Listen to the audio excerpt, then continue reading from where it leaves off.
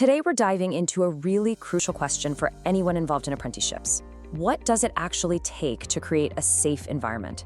We're going to go way beyond just having a rule book on a shelf and really unpack what it means to build a culture where safety is something people feel, not just something that's written down. So you might be sitting there thinking, hey, we've got a safeguarding policy, we're covered. And you know what? That's a super common assumption. You've got the official document, all the procedures are laid out. But let's be honest, does that piece of paper automatically make an apprentice feel safe enough to speak up when something's not right? Well, the short answer is not quite. And this difference is everything. Think of it like this. Your policy is the architect's blueprint. It's absolutely essential, it's the plan. But the culture, that's the solid foundation the entire house is built on. And without that strong foundation, even the best blueprint in the world is just a piece of paper. So that brings us right to the heart of it. What exactly is a safe culture? It's not a document you can file away or a checklist you can tick off. It's a feeling. It's the real, lived, day-to-day experience of every single learner in your program. Basically, what we're talking about is an environment where people feel like they can be vulnerable.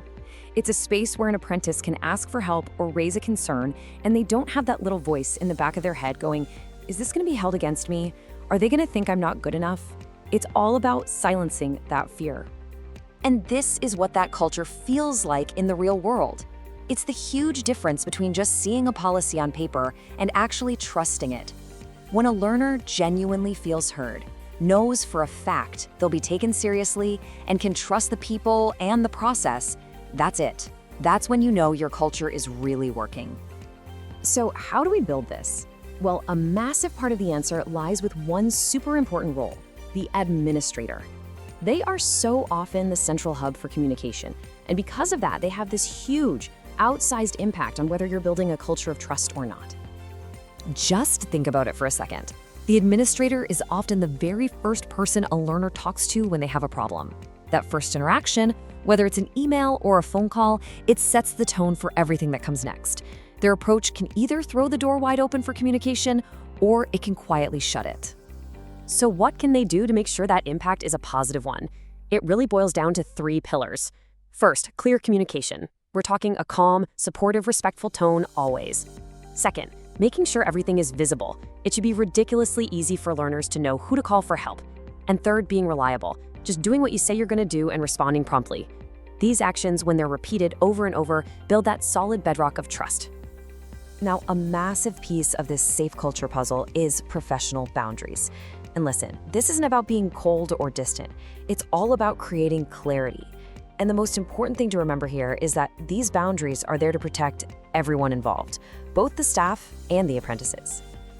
What this really means is that professional boundaries are the lines that define the relationship. They clearly answer the questions, what is my role here, and what is your role here? When those roles are crystal clear, you prevent all those misunderstandings or blurred lines that can lead to some really serious problems down the road. I mean, this comparison lays it out so clearly. On one side, you use official channels, keeping everything above board and transparent. But on the other, a DM on social media?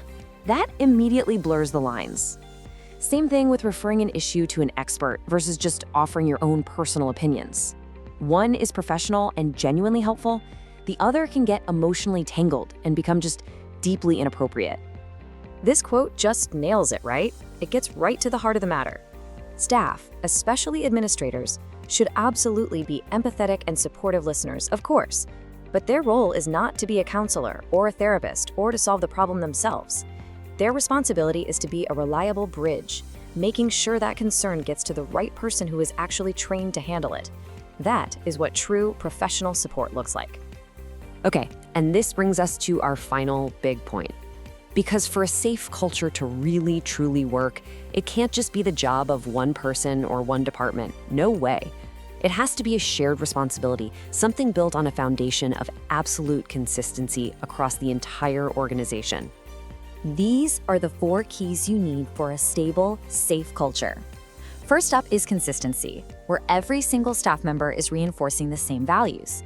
That leads to predictability, which makes learners feel secure because they know what to expect. This has to be applied with equity to every learner, no exceptions. And finally, reflection, where the team is always asking, how are we doing and how can we do this even better? At the end of the day, what one person does is important, for sure.